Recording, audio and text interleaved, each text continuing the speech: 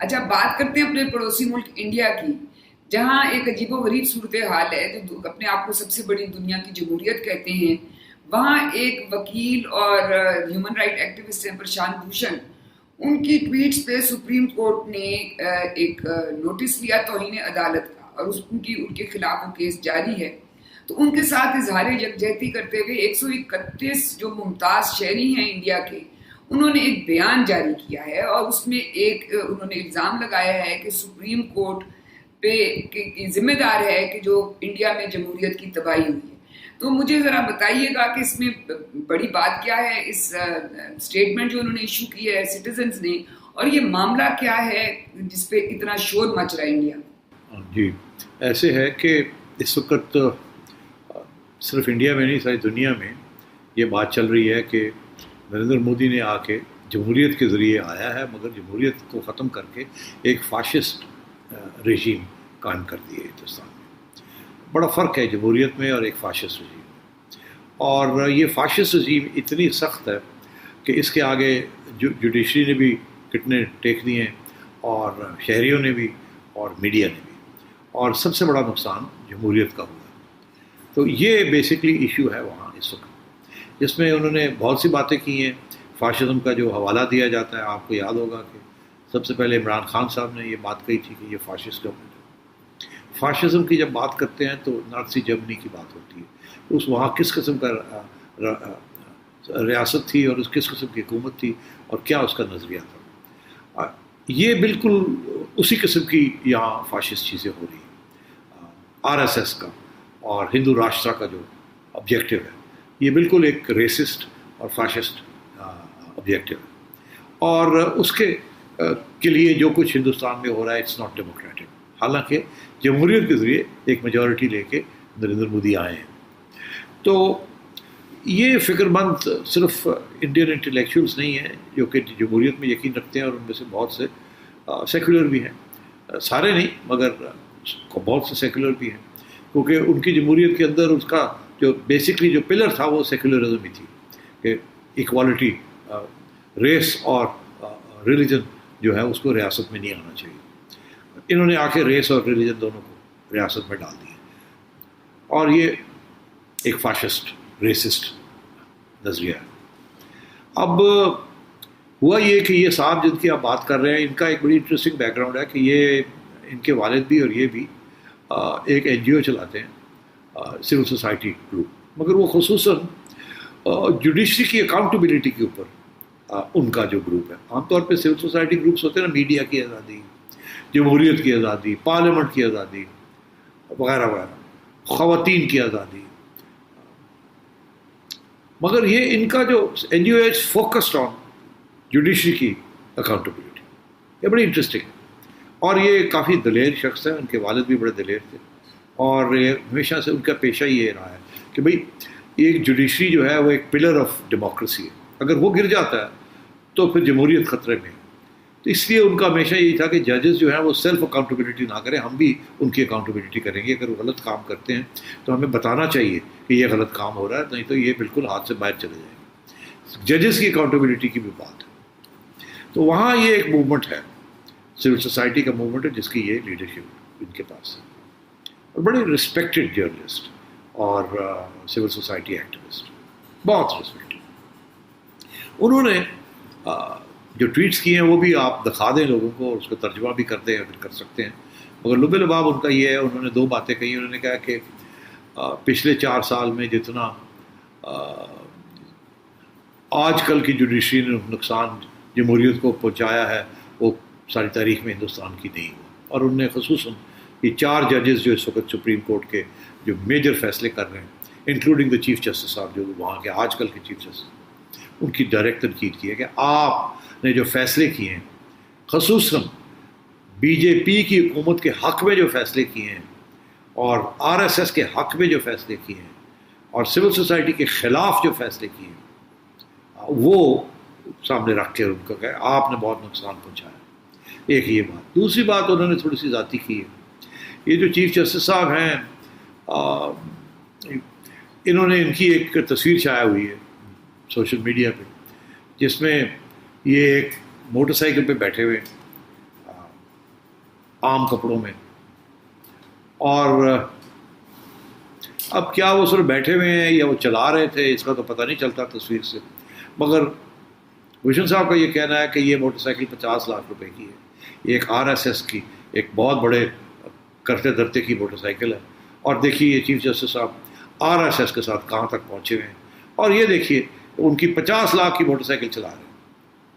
اچھا اب وہ چلا رہے تھے یا گئے تھے کہیں تو بیٹھ گئے اس کے اوپر، تو بہرحال لنک تو اسٹیبلش ہو گئی نا RSS کے ساتھ، جو کہ میرا خیال ہے مناسب نہیں تھا کہ چیف جسٹس صاحب کو یہ کرنا نہیں چاہیے تھا کہ ایک سیاسی جماعت جس کے اوپر اتنی تنقید ہو رہی ہے آپ وہاں جا کے ان کے کسی بڑے شخص کی. یہ ایسے ہی ہے جیسے ہمارے چیف جسٹس صاحب کل تصویر آئے کہ ایک طرف جہانگیر ترین صاحب بیٹھے ہوئے ہیں، دوسری طرف چیف جسٹس صاحب بیٹھے ہوئے ہیں اور آئس کریم کھا رہے ہیں. تو مطلب اس کے بعد کیا لوگ سوچیں. تو اس لیے ججز کی کانڈکٹ کے اوپر یہ بالکل زخم ہے.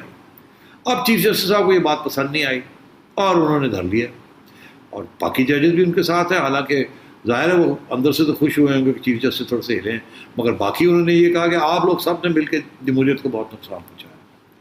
تو یہ اب ایک بہت بڑا ایشو وہاں چل پڑا ہے، اور یہ اب ظاہر ہے ان کو کنٹیمپٹ کے لیے بلا لیا ہے اور بالکل سزا دے سکتے ہیں، ہر قسم کی سزا دے سکتے ہیں کنٹیمپٹ میں. تو اب یہ سول سوسائٹی جو ہے نا ان کے حق میں ان کے پیچھے کھڑی ہو رہی ہے بھوشن صاحب کے پیچھے. اور یہ میں سمجھتا ہوں یہ بالکل ایک انٹرنیشنل ایشو بن جائے گا.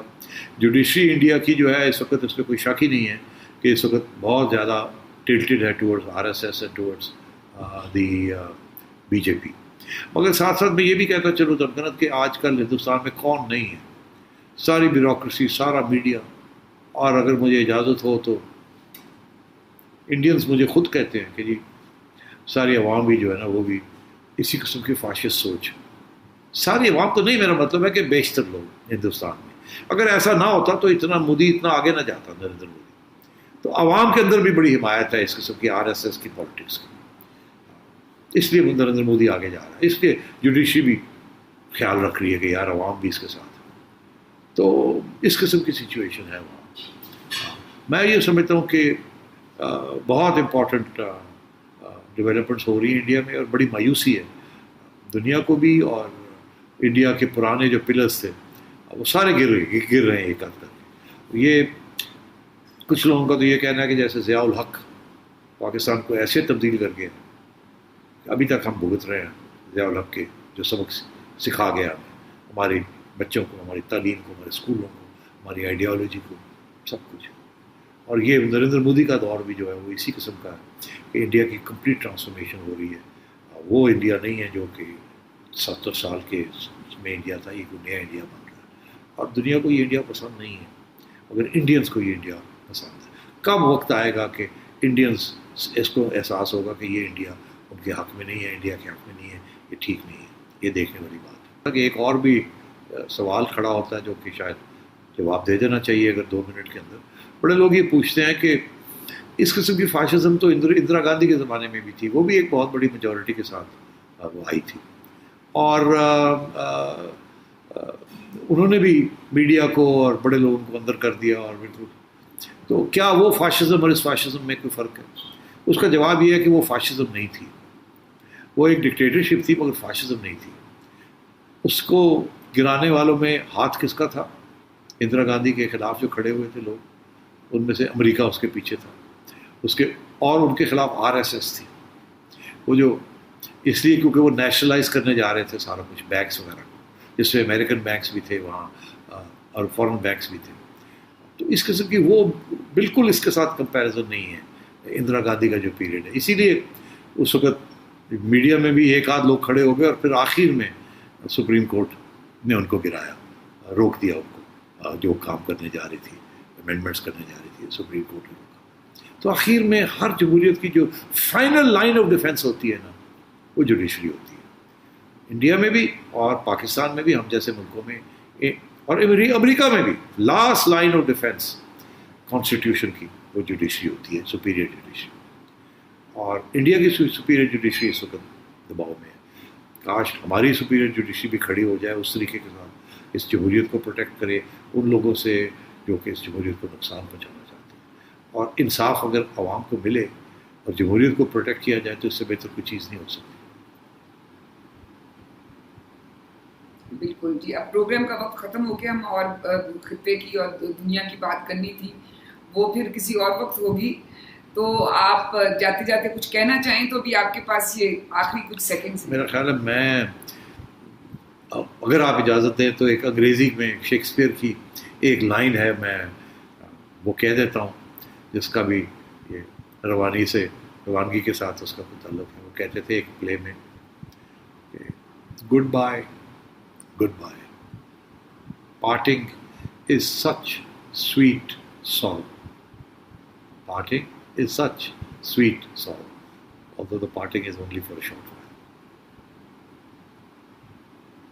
جی, اس کا ترجمہ میں کروں تو وہ ہوگا الوداع الوداع, یہ ہماری جدائی بھی ایک میٹھا سا ماسٹر ہے. اچھا جی, یہاں پروگرام کا وقت ختم ہو گیا. اب میں نے بھی ایک ادنا سی اپنی پیشکش کرنی ہے جانے سے پہلے. وہ بھی ایک دو شعر ہے. یہ شب کی آخری ساتھ گراں کیسی بھی ہو ہمدم, جو اس ساتھ میں پنہا ہے اجالا ہم بھی دیکھیں گے, جو فرق صبح پہ چمکے گا تارا ہم بھی دیکھیں گے. اور ہم اور آپ بہت جلد نجم سیٹھی شو دوبارہ دیکھیں انشاءاللہ. خدا پاکستان کو اپنے حفظ و امان میں رکھے. انشاءاللہ. خدا حافظ.